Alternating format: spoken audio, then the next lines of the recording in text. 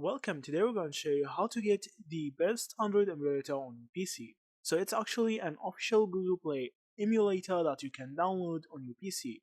All you need to do is to search for Google Play Games and you need to open the first link. After that, you need to click on download on your PC and the download will start. After that, all you need to do is to just install it and then this app will open. So now you can just search for any game you like Clash of Clans, chess.com, Clash Royale, or anything you want to play. And after that, you can just download it. You can just install this game. And now, after it finishes downloading, you can just enjoy playing the game that you want on your Google Play emulator on PC. So, this is the most stable emulator that you can find for Google Play games on your laptop or PC. So that's it. Thank you for watching and see you in the next videos.